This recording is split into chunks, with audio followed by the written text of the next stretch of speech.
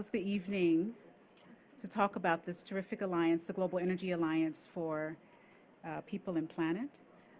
My name is Sunday Bridget Jones. I have the honor of serving as the Chief Partnerships and Advocacy Officer for the Global Energy Alliance for People and Planet, and the distinct pleasure of hosting you all and being the MC this evening. We appreciate your patience. I know it's been quite a long day, but we have a wonderful opportunity to hear from a number of voices from you.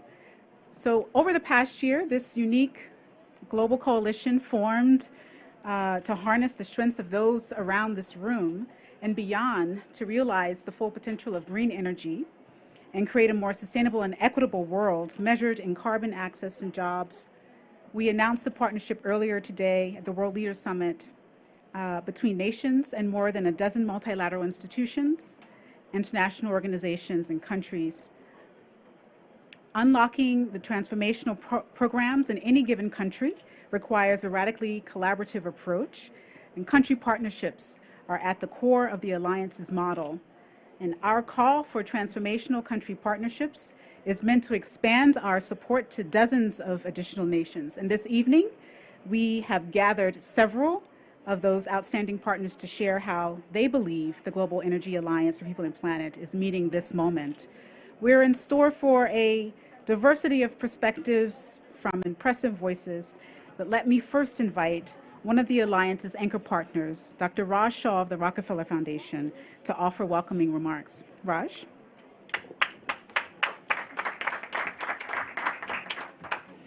Thank you, Sunday, and welcome everyone. I'm so thrilled that we could all be together. Thank you for helping change energy for good, which I think is our hashtag coming out of today.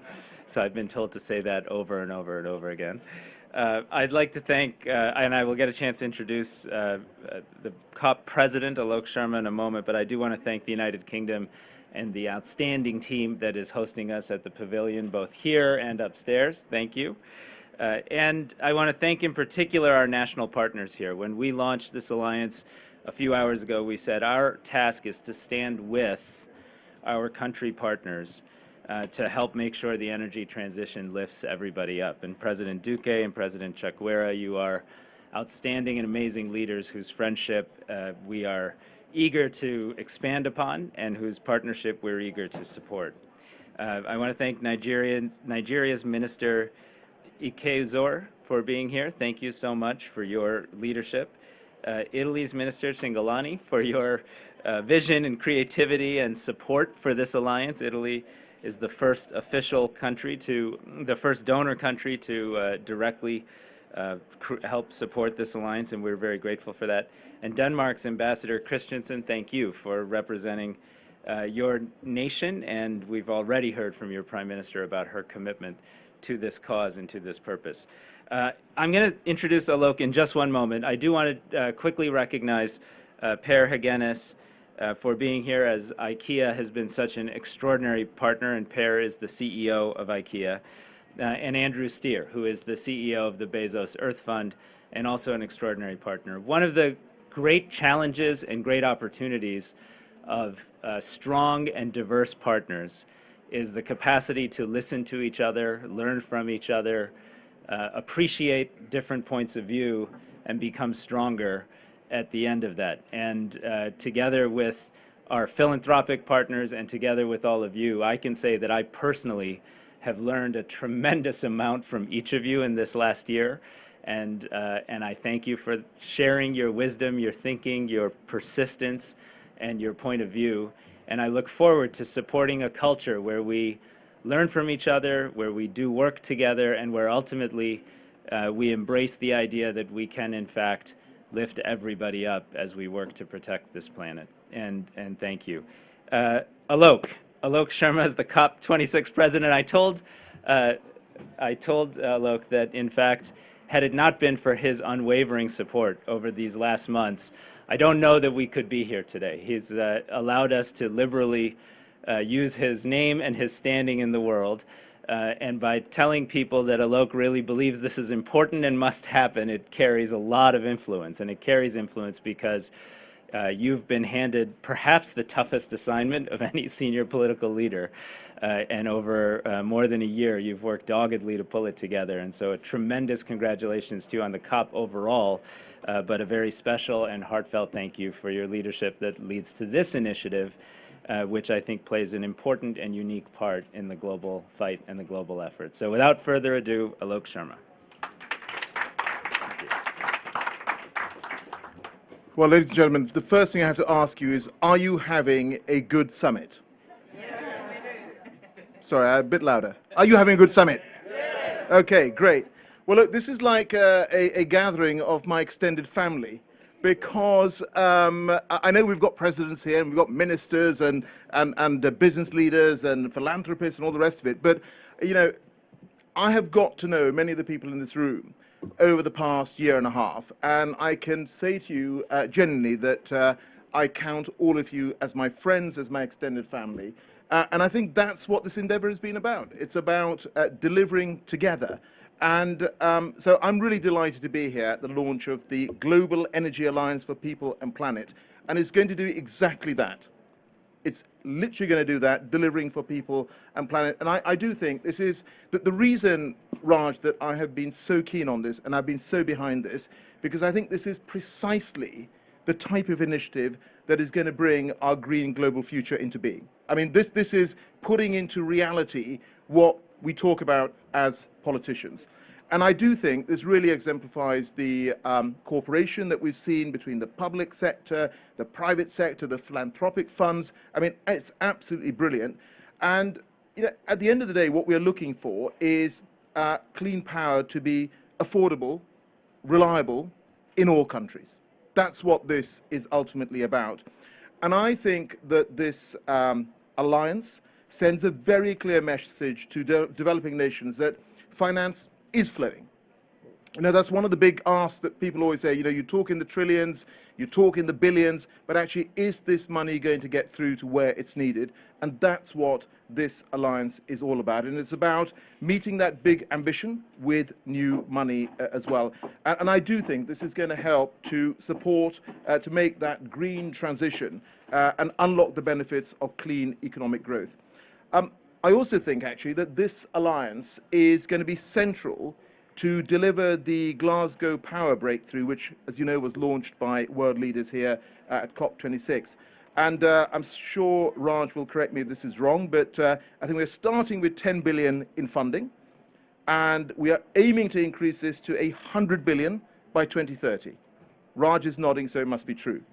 And so I really want to thank absolutely everybody who's been involved in this alliance, particularly, of course, my dear friend Raj, the Rockefeller Foundation team, really inspirational leadership, and of course, all the other brilliant philanthropic partners, the IKEA Foundation, the Bezos Earth Fund, as well as, you know, all, I mean, you're up there, right? This is it. I mean, I could read this out, but people can see for themselves who are the key strategic partners, and you're visionaries. Absolutely all of you are visionaries as part of this. And I think this alliance is being established at certainly a very critical time, because what this is going to do, as far as I can see, is tackle the twin goals of energy access and energy transition in what, as we've heard from presidents and other leaders, is going to have to be the decade of action. And so I'm also really pleased that this alliance will partner with the COP26 Energy Transition Council, and Raj and I have just signed a MOU upstairs, and this is about supporting clean energy transition in developing countries. The Energy Transition Council has been at the heart of our efforts as a COP presidency to consign coal power to history and actually scale up access to clean power through a just and inclusive transition. I can also confirm that the Energy Transition Council will run for at least 5 years. And the reason we wanted to do this is to ensure that this is a body that continues to play a part. I mean, ministers attend, you know, everyone's going to be part of this, but I think this is what is going to be really vital in terms of keeping that 1.5 degree goal alive. But it is also playing an important role in ensuring that every country and every community has a chance to benefit from the clean power revolution. Now, we know there are almost 800 million people across the world who do not have access to electricity. There are 2.6 billion people without access to clean cooking solutions.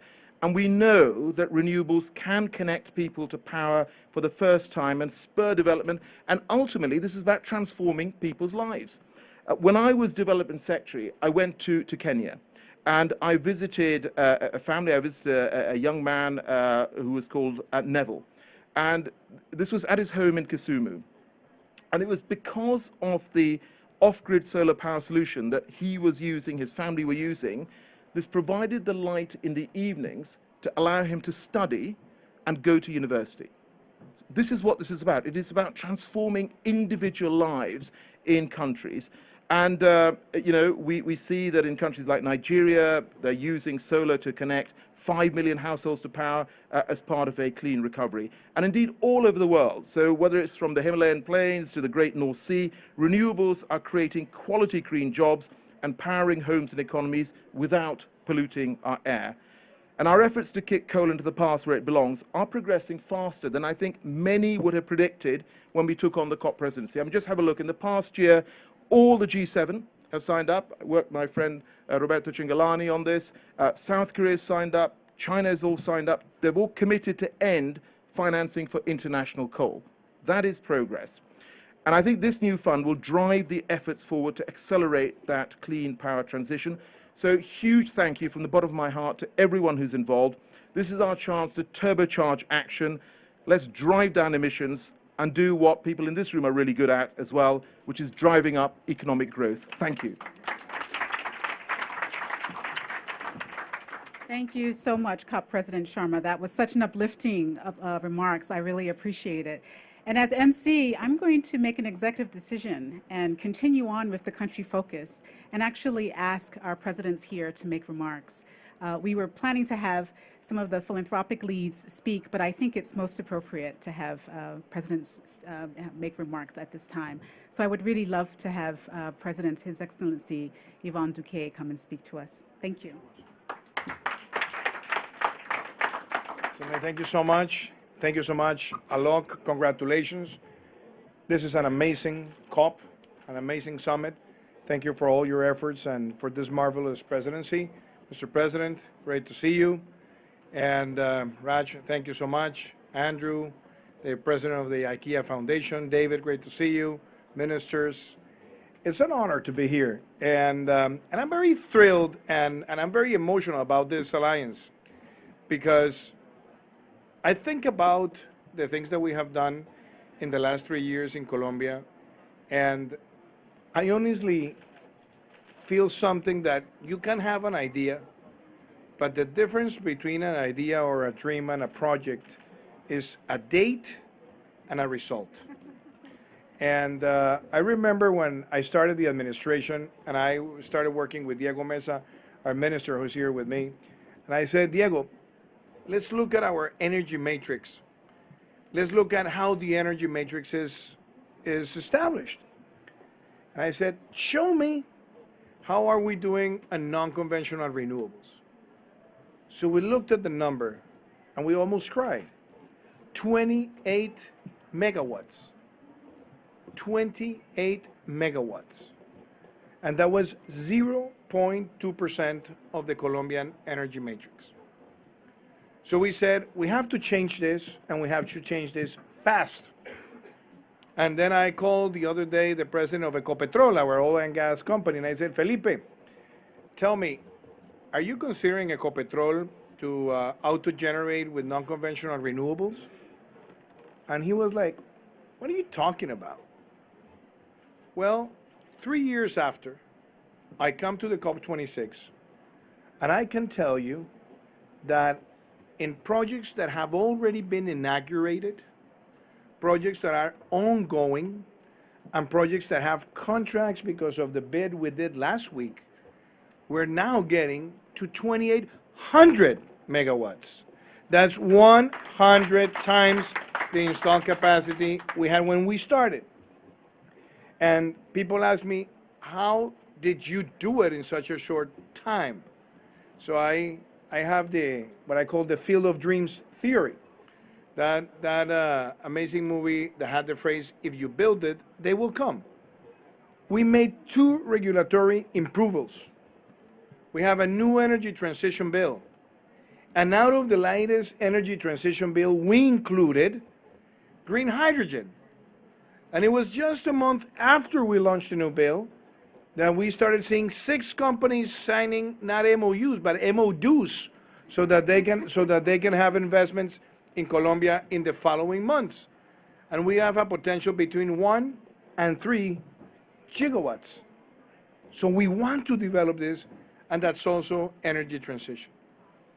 But I must say that one of the moments that I have enjoyed the most as president is one day that we went to a small town called Crucito in a state that is called in a departamento of Córdoba.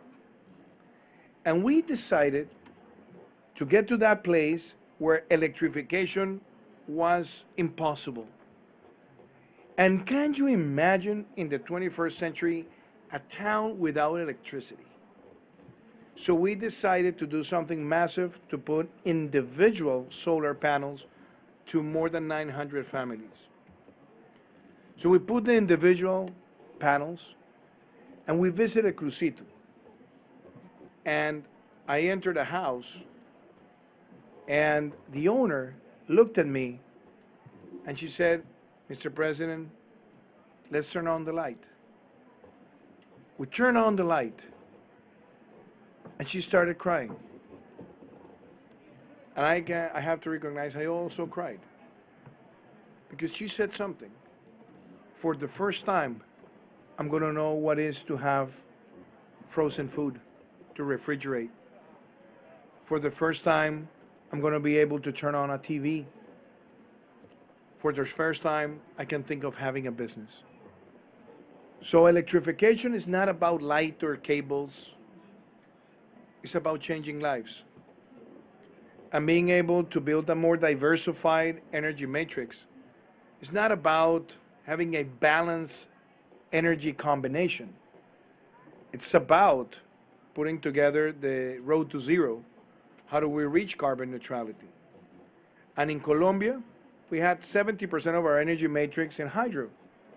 As I said, when the government started 0.2% in non-conventional renewables, and we're now in the road to get it to 20%. And with the green hydrogen, I think we're going to have one of the most beautiful combinations that we've ever dreamed. So this alliance is about that. And I'm glad to see not only the foundation, to see the British government, to see the multilaterals, David, to see you, to see the IFC, to see the IDB, to see the Asian Development Bank, the African Development Bank, to see all the players and see foundations. Andrew, I'm delighted to see the Bezos Air Fund, the IKEA Foundation, because this shows that this alliance is not just public, it's private, it's multilateral, it's philanthropic. And the great challenge that we have before us is that the most important policy, and I'm going to say this loud, the most important policy to accelerate the road to zero is energy transition. Like, tell me just one thing that we all need to do to accelerate the road to zero, and that thing is energy transition. So I don't come here today to make pledges, but I come here to tell the story of the things that we did in Colombia and that we will not stop doing, because this is just the beginning. And as much as we can do to keep on expanding our energy matrix, look at these non-conventional renewable sources of energy and being able to change lives, that's the thing that we want to accomplish. So I'm just going to say it as well, very loud and sweet. We're happy to join the alliance. We want to work with the alliance, and we want to make the alliance also impactful in Colombia. Thank you so much.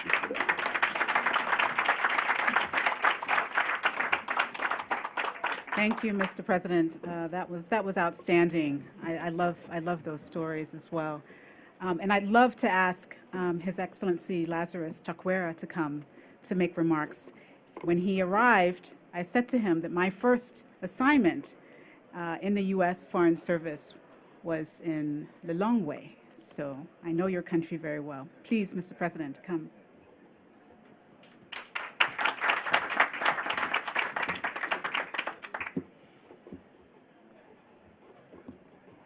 President and Mr. President. All distinguished, and Mr. President. I could go on, you know.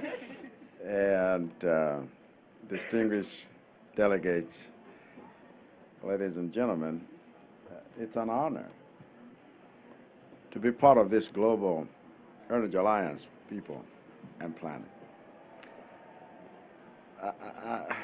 You know, one could say this is on the sidelines of COP26, but this is at the center of COP26.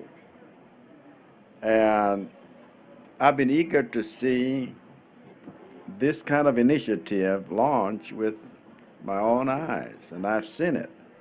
Because in my mind's eye, I imagine that this would be one of the key successes of this COP26 in Glasgow.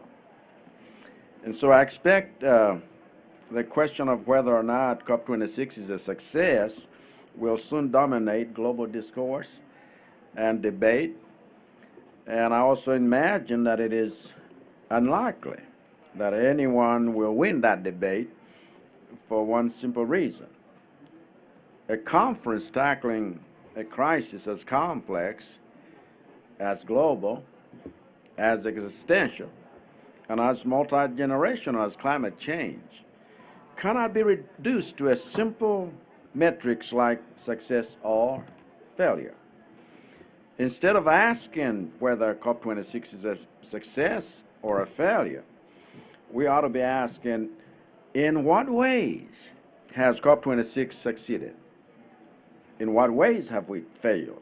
And crucially, how do we build on those successes, and how do we address the failures between now and COP27? So neither climate change mitigation or adaptation is a simple or short battle. It's a long war. And to have people come together in an alliance of this fashion with names like I see here, it means we are truly ganging up against those forces that want us destroyed, and we are saying we are fighting back and we're pushing back and we want to win this war, but we have to fight each battle as we face it.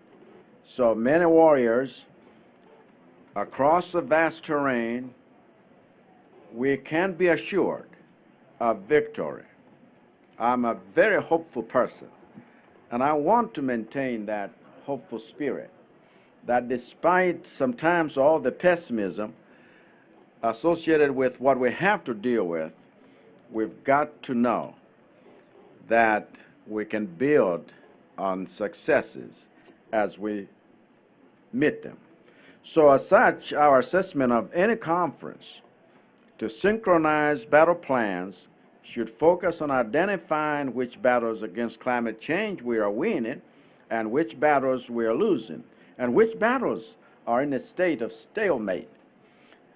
But for me, whether as president of Malawi or as chair of the 16-member Southern Africa Development Community SADC, or as chair of the 46-member Least Developed Countries, LDCs, I insist that one of the climate change battles we must win is universal access to clean energy for the developing world.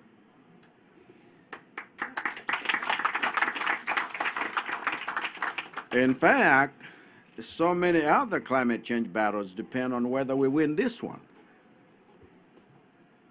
because it's just as important. So I like the transitioning we are mentioning here, which is very critical. Simply put, Africa must have electricity that passes a AAA test, accessible in the whole place, affordable for the whole population, and acceptable for the whole planet. Accessible, affordable, and acceptable. Because we cannot be destroying ourselves in the process of wanting to do what we need to do, which is to develop and be a self-reliant nation for one country, so that no country is a weak link, that we all can develop. But we need not repeat the things that have brought us to this stage. And so I believe I'll go home and say that whatever will turn out to be the successes of COP26, one of them is the launch of this Global Energy Alliance for People and Planet to meet that challenge of transitioning in order for us to truly transform our communities, our lives, our homes. And I'm proud that Malawi will be part of that success.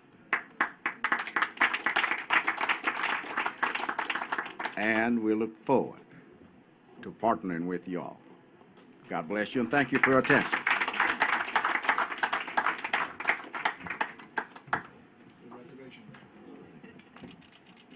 Thank you so much, His Excellency Chakwera. We really appreciate those very moving remarks.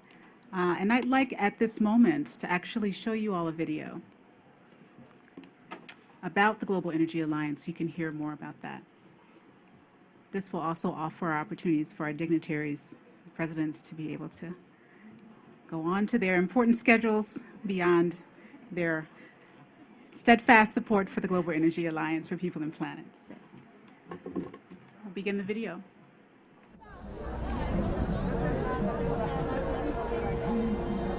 No matter where you are in the world, this is a beacon for progress, for industry. That warm glow calls out in a crowded market. It's inviting, it's enterprising, it's energy. Energy drives opportunity at every level of society. And for 3.5 billion people, improvements in access to reliable energy can transform their lives for the better. That's nearly half the world's population, brimming with potential. With advances in renewable technology, it's now possible to expand energy access in a way that respects and preserves our environment. We no longer need to choose between protecting the planet for future generations and powering economic growth for people today. That's why it's time we change energy for good. We are the Global Energy Alliance for People and Planet. Our goal is to change the way the world works with energy, how we use it, store it, access it, and distribute it. Because our relationship with energy touches everything around us. Our environment and planet, of course, but also our food, our health, our jobs. Reliable, renewable energy can create 150 million new green jobs. And at the same time, these efforts can avoid 4 billion tons of greenhouse gas emissions from worsening the climate crisis. This isn't a dream for tomorrow. The technology and means to make it happen are ready today.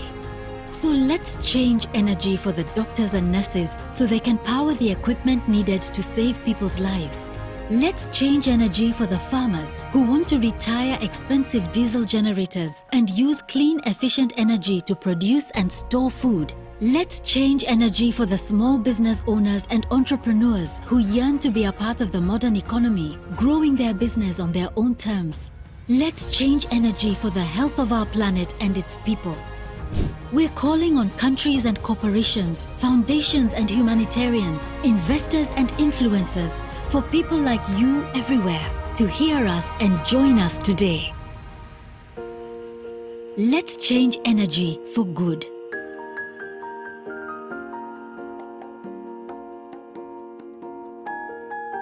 Oh, great.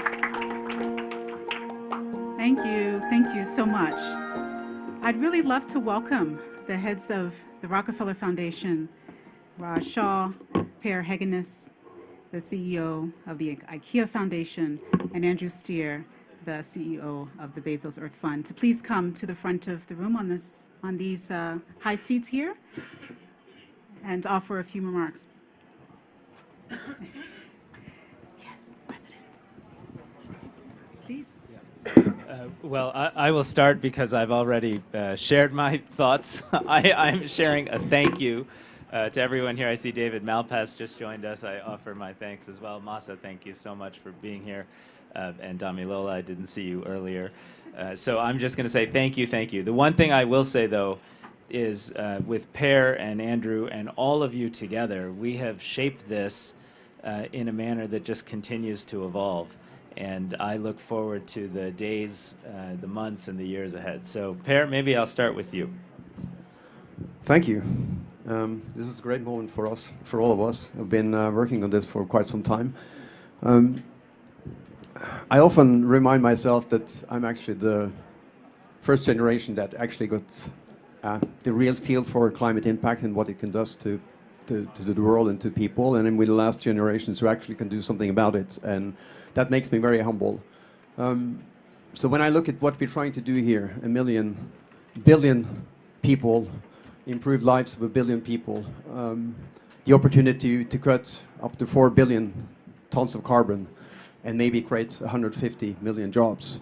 That's super exciting. For us at IKEA Foundation, we have a sole focus of improving the lives of children living in poverty, living in vulnerable communities. And what we're able to do with this alliance is really address what I consider the two most important threats to children's future. It's climate change and it's poverty. And with the alliance, we have the opportunity to not only make a big dent on the impact that carbon emissions has on the climate, but we also the opportunity to hopefully improve the livelihoods and therefore the family income from millions of families in living in vulnerability today. So for me, having had the opportunity to bring my foundation into this in May, and we actually come a long way since May, Raj, but coming in May and then seeing that development and starting in May with $1 billion that we put together and now seeing this amazing alliance of partners who have come to us with not only support and generative support and generous support in terms of financials is just an amazing opportunity. I would say the two things that really makes this exciting to me, especially exciting, and that's the opportunity on one hand to create something that I call an unprecedented collaboration between so many different partners. That is philanthropy, is the MDBs, the DFIs, the private sector, the governments, the different partners have come together to actually work together to make this a success. That's very exciting to me, and the fact that we have such an engagement of philanthropy is the second thing, because philanthropy has a unique opportunity. Philanthropy has the unique opportunity to take a lot of risks, and we can also afford to fail if we have to, in order to drive development of new technology, test out new models, build evidence, and make it available for others to scale up. And that combination is quite unique. And I'm very excited about this, and I'm really hoping that with this engagement, we can together create what we are very concerned about and focused on in the foundation. That's creating a just transition where we have only winners and no losers. And when we actually see that the children of the future have an opportunity to actually grow up on a planet the kind of planet that we were lucky enough to grow up in our generations. I'm also really, really happy to see the collaboration of all of you, and also seeing my friend Andrew here joining us as the third big philanthropy investors in this. And I hope this is just the beginning, and we're going to take this way beyond 100 million, and this alliance is going to exist until we have totally decarbonized the world and we have reached net zero by 2050. Andrew, over to you.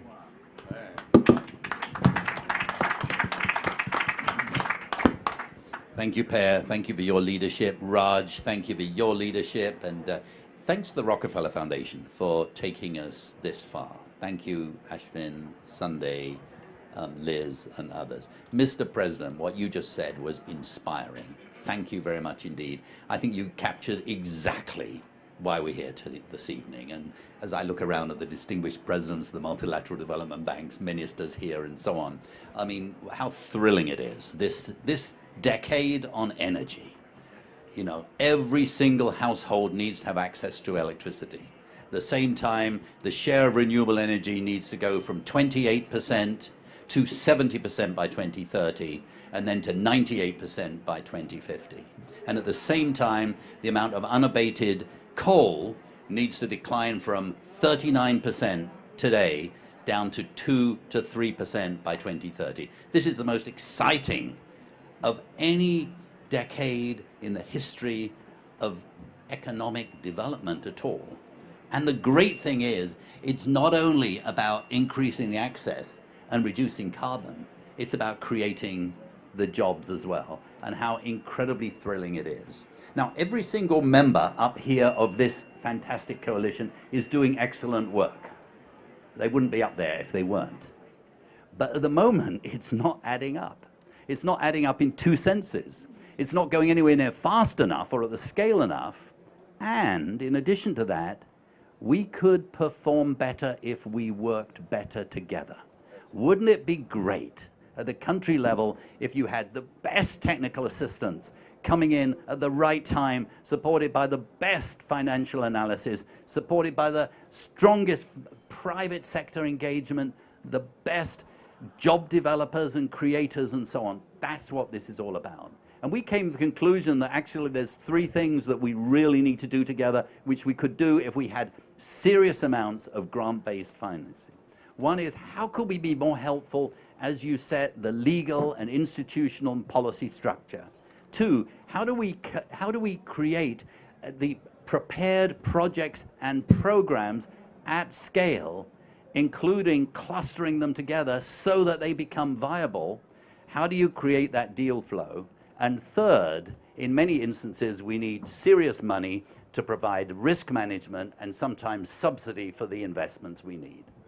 That's what this is about, and how incredibly exciting. And for us, truthfully, as the Bezos Earth Fund, it is a joy to join all of you as we embark upon this great adventure. And just last week, we were asking ourselves some tough questions. Suppose you wanted to electrify the Democratic Republic of Congo, where most people live 500 miles from the nearest transmission line. How about doing metro grids? At the moment, they're doing 1 or 2 or 3. Suppose we wanted to do 25 by 2030. What would it take? And it was a brilliant experience to think, what would it take?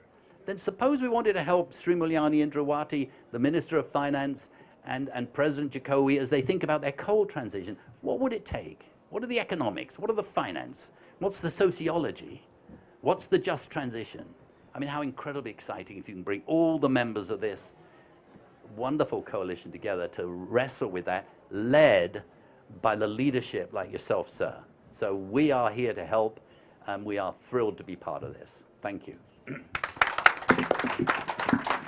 Sunday, I don't know how to add to that. That was brilliant on both parts, so I'm leaving it to you. Absolutely. Thank you so much. And we're happy for you all to take your seats again. And we'd love to hear now from ministers. And if I could ask Minister Cingolani from Italy to come join us, as well as the Ambassador Christensen from Denmark to join us well. And we welcome your remarks.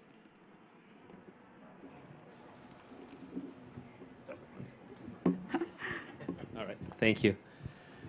So, well, first of all, thank you for this invitation. And when I met Raji first time and colleagues, that was a few months ago, we had a very inspiring discussion. I'm a scientist, I'm a minister by chance, and I will last in this position for as long the legislation will last, but I've been a scientist for all my life. And this discussion was very inspiring because I think there's only one way to accelerate the decarbonization on one hand and reduction of the global inequalities. And this way is technology, driven by science and education. And technology is very fast, but states are very slow. There are many other priorities. And I could foresee an immense opportunity when we're discussing, because the problem is clear. The solutions are not so clear. But we are we urge to find solutions.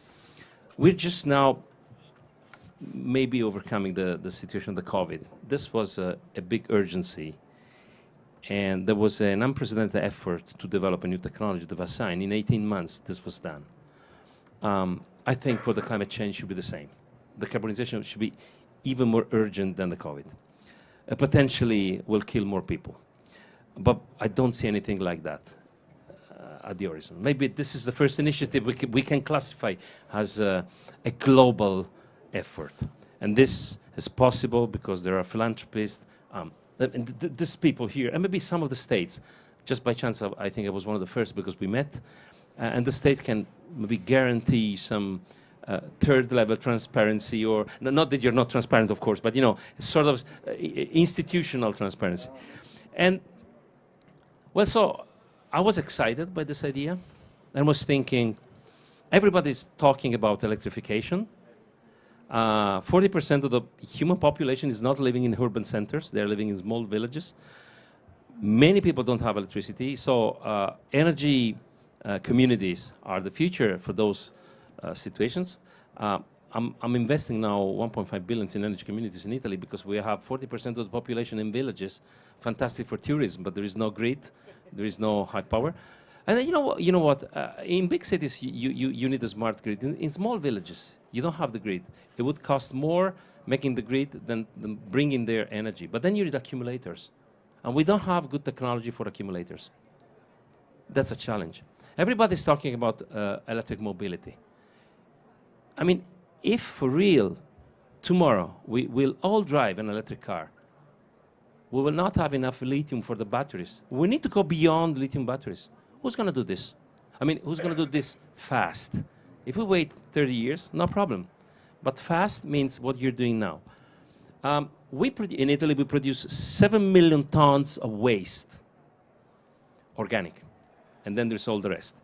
Now, about 60% of the weight can be transformed into fuel, clean, oil, gas. So who's going to make circular technology feasible, affordable, widely accessible? I mean, the waste is a double problem. It costs to get rid of the waste, and it costs to transform the waste. Can we transform it once and make it benzene or fuel out of that? We need technology. We don't have good solutions for that. I could go on over and over. What about fourth generation nuclear technology? I know nuclear is very controversial, but if I use ruthenium and solid salts, and I don't have the classic conventional technologies, that could be a sort of portable 350 megawatt energy machine that you can place everywhere. What about fusion? Maybe 2070. We will all be somewhere else. But the stars and the universe is powered by fusion. And the photosynthesis is a consequence of fusion. And everything is a consequence of fusion. So who is thinking far? You guys, I think you have opened the door to the future. And I'm honored to give a little contribution to that. So thank you very much.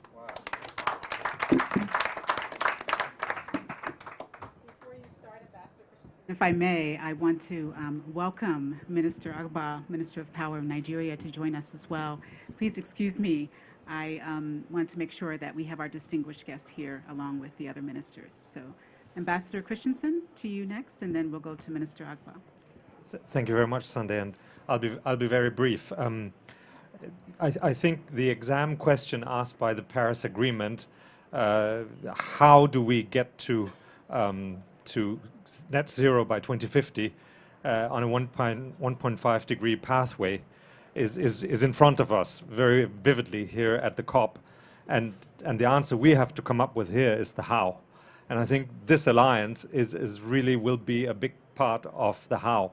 And the commitment from Denmark, from the Danish Prime Minister to this alliance is very strong.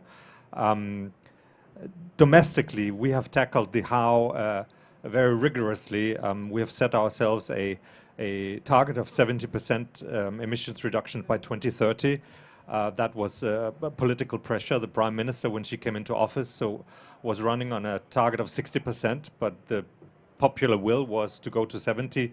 And she said clearly 2 years ago, we will put the target as a stretch target, but we don't know how to get there. but we will put our energy planners and our energy agency at work to come up with the how. And by law, we have to come back to Parliament every year with an implementation plan for the next fiscal year. So we probably have the most rigorous policy process. And this year, a few weeks ago, we presented 24 different initiatives that will take us to the 70% and actually 300% beyond. And what we bring to this alliance is, in a way, the learning process and the alignment of our tools, our national tools, how you, as a developed country, scale your energy transition. And I think while we don't have the large sums of money that you philanthropists and larger countries do, we have some very, very skilled energy technicians who actually know how to get this done. And we have deep energy transition cooperation with 19 countries, the largest emitters, and that knowledge and that know-how of actually how to drive it to scale, that every government who puts up their hand at this COP and says we will get to net zero in 2050 and we will put 50% decarbonization targets by 2030, the dirty secret is most of them don't know how.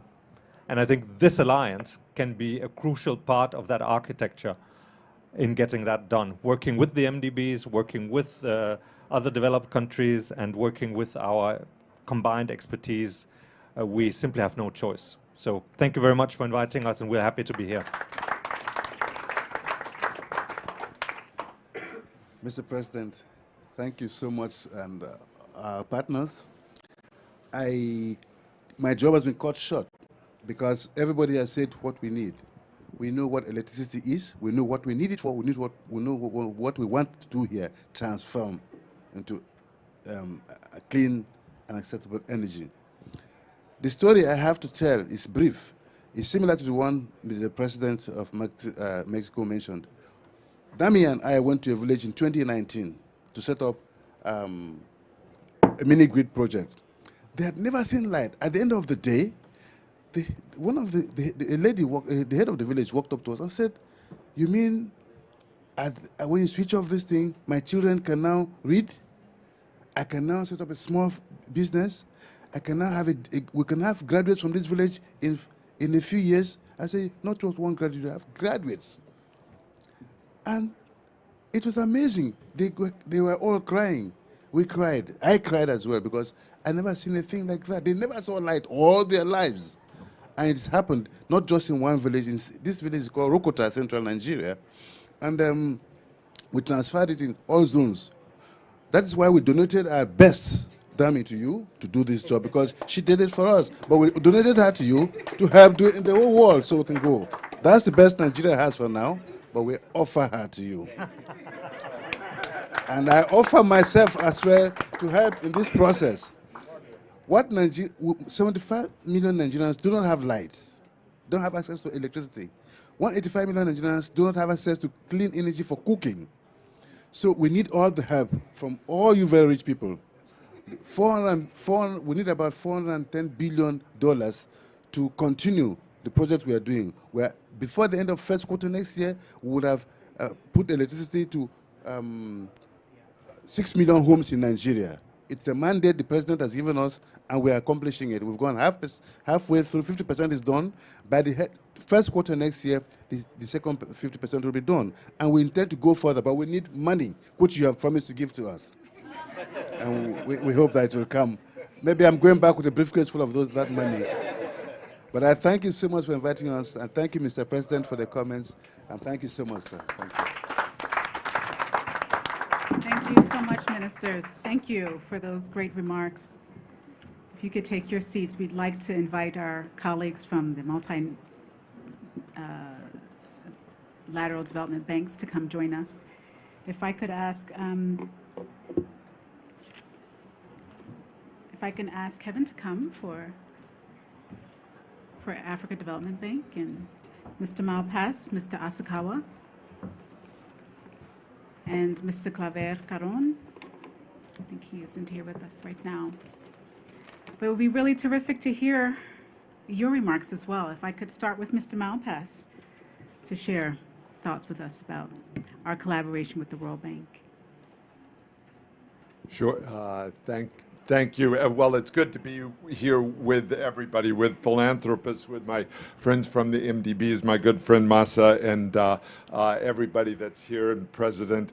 It was good to hear your remarks, and it was also very good to hear the priority put on energy and electricity access for all. That's vital, and it's a critical part of development. The launch of the Global Energy Alliance, so GAP, is coming at a critical moment. We're tackling climate change. That's urgent, and it requires a lot of change for everyone. And it's great to have the examples of how this can work. So I really want to stress that. Also, we need to bring together projects that have a big impact on both mitigation and on channeling funds together. That's going to be one of the big challenges for it. So in that regard, I welcome the commitment of the philanthropic foundations to ramp up their effort on climate action. Pierre, Andrew, Raj, thanks to all of you and to the others in the Alliance. Philanthropic capital can be important as a source of grant and concessional capital for project preparation. It can provide much needed tranches for blend and de-risking of projects. It's a critical part of our leveraging process at the World Bank, and it can help get projects off the ground via funding for the diagnostics, for technical studies, to cover the costs of the project components, and to deal with social impacts, for example, of decommissioning power plants, and it can't be done alone. So I don't want to speak very long, but I wanted to say the World Bank is pleased to be here. You know, we've had we've been happy with our expansion during the COVID period. We reached $157 billion of financing post-COVID or during COVID. That's up 60%. It's the biggest and fastest expansion in the World Bank history. And it now is providing a quarter of all the public financing for climate change, over half of the IFI financing, which I share with these two institutions, and 2/3 of the adaptation finance coming from the World Bank Group. So as we look forward, we're looking for core ways to transform the system in terms of the agriculture sector, the energy sector, and particularly energy where it's going to be vital to have energy access for all and electricity access for all. It's a key step in development. So we're committed to that. I was happy to hear President Duque say so forcefully the transition that is occurring toward cleaner energy we work as well with Malawi and with others around the world on this. So I want to applaud Rockefeller Foundation, also Pierre, and all of the foundations that are here in launching GAP. I see up there, and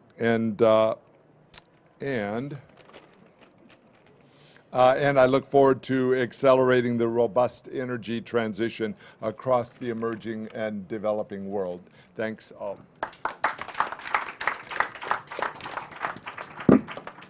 Mr. Karayuki?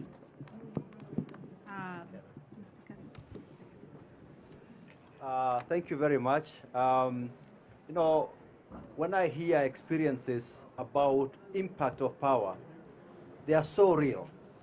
And I can share a similar experience. Once I was involved in an electrification project where I come from. And when I went there, there was a lady, and she told me, you know, I'm 85 years old. And you've actually made me realize that it was possible to have electricity, because now I can sleep happily. That's how profound electricity is.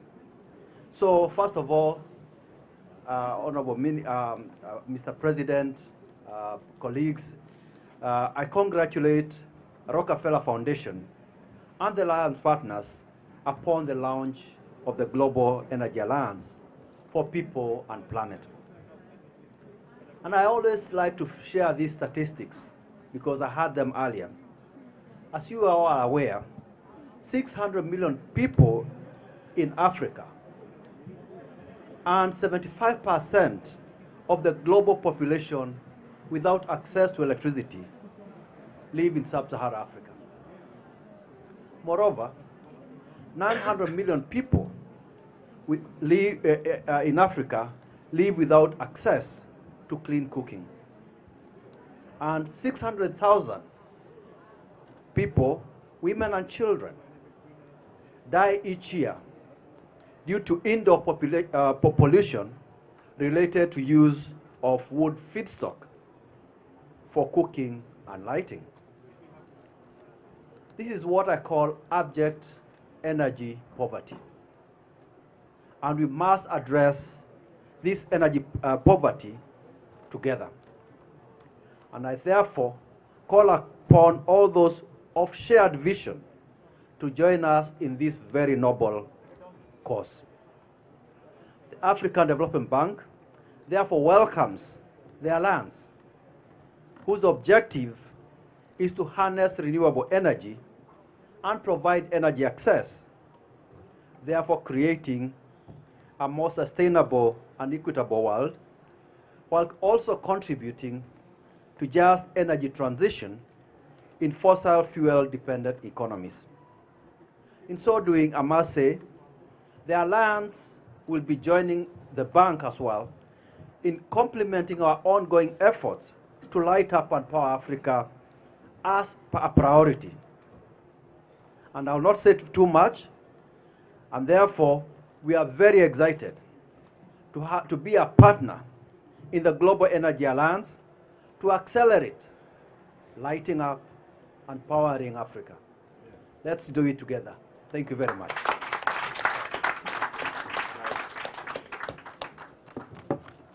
Mr. Asakawa? Yeah, thank you, Mr. President, ministers, colleagues. Good evening. Well, like others, we are very, very pleased to join with you in this Global Energy Alliance for People and the Planet, which will create a completely new partnership model to harness our comparative advantages in the battle against climate change and mobilize new and innovative sources of financing. Let me briefly focus on how ADBs are working in Asia and the Pacific will contribute to these efforts of this alliance. Our region faces a very uncomfortable truth. On one hand, energy is essential for the economic growth that has lifted millions out of poverty in Asia and the Pacific. However, on the other hand, energy use in Asia is the source of 50% of global greenhouse gas emissions. 50%. So without decarbonizing our energy systems, we will not raise the living standards of our region's peoples, meet the goals of the Paris Agreement, or achieve sustainable economic growth. So to address this, ADB is trying bold and urgent action to expand access to reliable, affordable, and green energy. First, we have elevated our ambition to deliver $100 billion in cumulative climate financing from 2019 to 2030, including $34 billion in cumulative adaptation and resilience investment.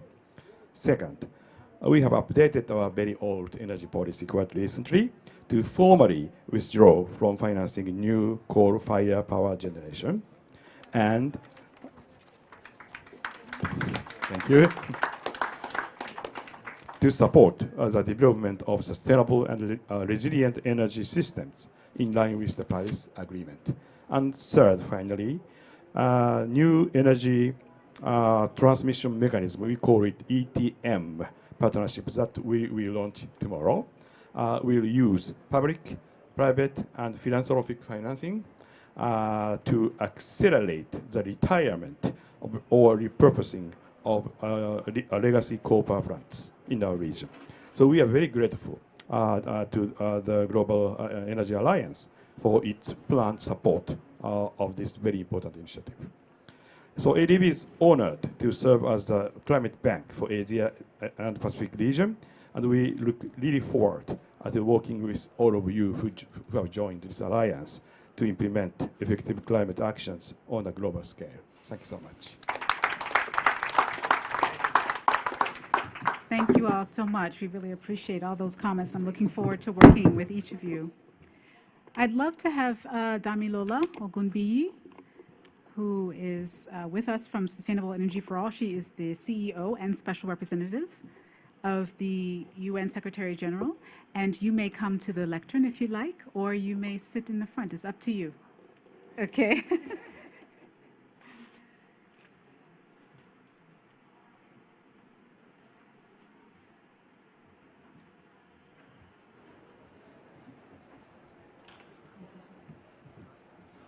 Your Excellency, Mr. President, all the colleagues here today, I'm so excited to be here because this is the reason why I took on this role, to be part of something truly transformative.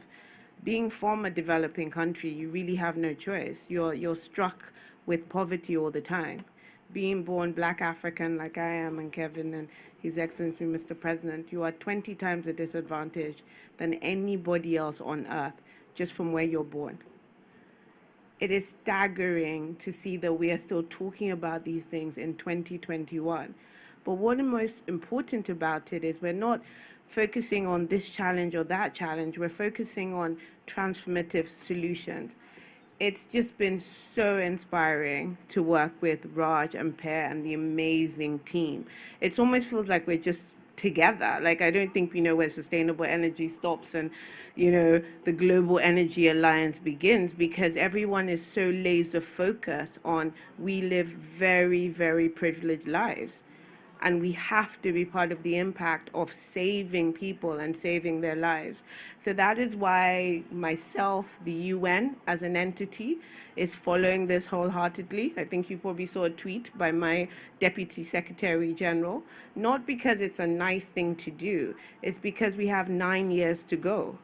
And with 9 years to go, you have to have direct action.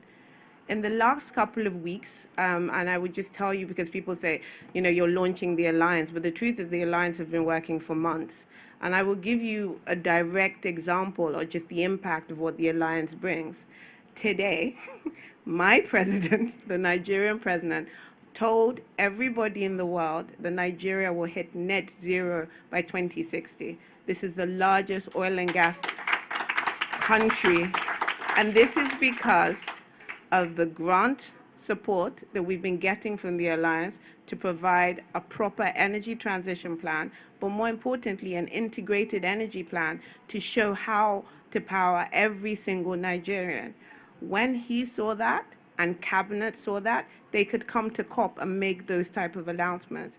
What that does, as you know, Your Excellency, Mr. President, is 20 or 30 other countries are going to follow behind. We're going to have the clean energy revolution that we've been wishing for in the continent we come from for economic growth. So I thank everybody. I'm a bit emotional because I'm so passionate about this, but everybody has been working tirelessly, and the impact it will have on Africa and development countries is transformative. So thank you very much.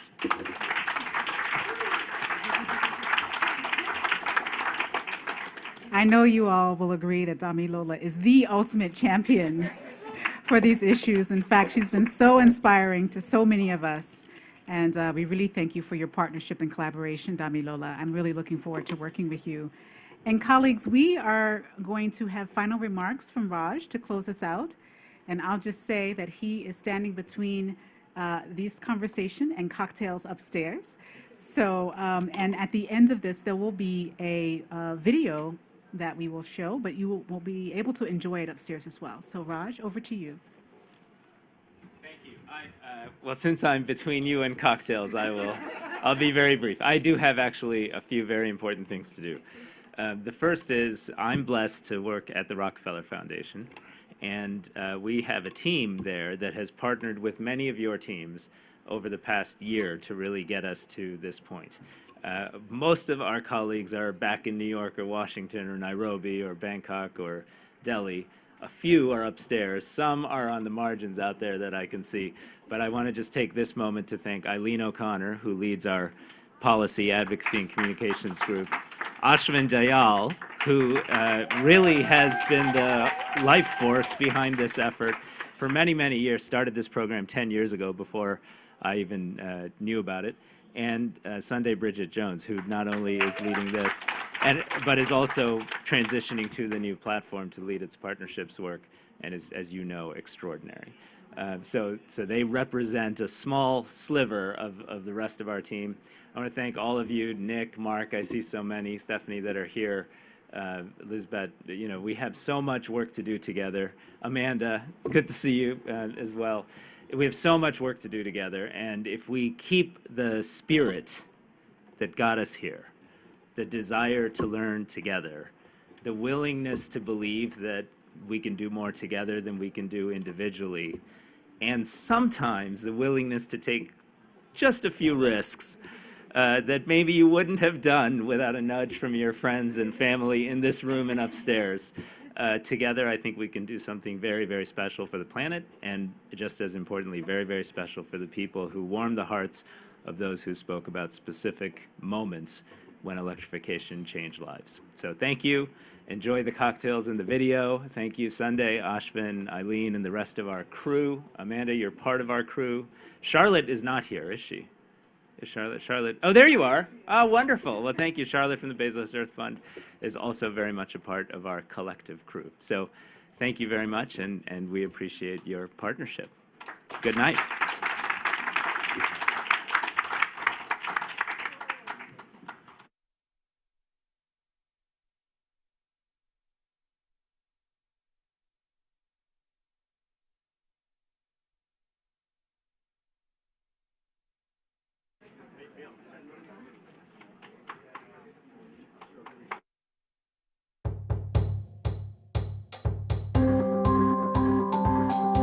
In rural Bihar, India, power has unlocked economic opportunity for Savitri Devi.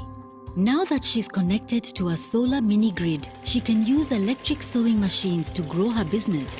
ये बाप रे, हम 1 घंटा 1.5 घंटा लगता था हमको थोड़ा थोड़ा ढुकुर ठुकुर सिलने में, वो हम 40 से 45 मिनट में आराम से सिल लिए. She teaches these skills to girls in the community, empowering them to succeed in the modern economy. And in the nearby village of Parsa, Sudesh Rai has traded in his diesel generator. Now he owns and operates an energy-efficient flour mill. With a new electric grinding machine, he plans to hire workers and expand his business to supply freshly ground spices to the local market. Nearly 3,000 miles away in Ethiopia. እኔ ትዕግስት ሎላሶ እባላለሁ። የሰባት ልጆች እናት ነኝ። ገበሬ ነኝ። ሁለት ጉርሳችን በጣም ውድ ነበር። For farmers like Tigist Lulasso, the development of sustainable agriculture has transformed their livelihoods and lives. Now the decade ahead will bring the agriculture and energy sectors together. Opportunity for new green enterprises lies ahead. Widely accessible, reliable energy will make a true difference here in Ethiopia, where agriculture accounts for 84% of exports and nearly 80% of employment. Reliable power will unlock micro and small enterprise growth for communities across Ethiopia, energizing value chains from dairy and rice production to milling. New jobs will spring up in irrigation, cold storage and agro-processing, increasing agricultural productivity, creating jobs and driving economic growth. And as farmers benefit, so do their communities. Power will unleash the potential of Tigist Lulasso to access new markets for her produce. In Puerto Rico, Alejandra Ortiz's school had no power or water for months after Hurricane Maria devastated the island. Quería estar en esta escuela con mis amigos y mi familia. Solar microgrids back up Alejandra's school now and can be expanded to power other critical community facilities like health clinics and small businesses. Providing continuous power across the island, the grids serve as a model for resilient infrastructure that can withstand the threat of climate change. And in Kenya, Esther Wanza grew up on a farm in the rural lowlands. Her mother traveled 60 kilometers every week just to charge a few batteries. We had to depend on the traditional means of lighting, traditional means of cooking, like use of kerosene lamps. Esther grew up without reliable power, and now she builds solar power grids, energizing villages just like hers. New renewable energy jobs created new opportunities for Esther Wanza and her community. As we come together to transition to clean energy, the demand for new green jobs will grow. In fact, in the coming years, renewable energy could create 30 times more jobs than the fossil fuel industry. In our projects, we are able to empower women, provide employment. በጣም በደንብ ጎበዞኜ ሁሉም ነገር በደንብ እንዲታይልኝ मुझे लगता है कि मेरा गांव भी आप तरक्की की राह पर चली आई है। अब पूरा गांव का महिला को एक धागा में बांधने के लिए। Imagine 1 billion stories like these. 1 billion people given the opportunity to succeed. Together we can help people everywhere access reliable, renewable energy, a change that can put them on a path towards more equitable opportunity.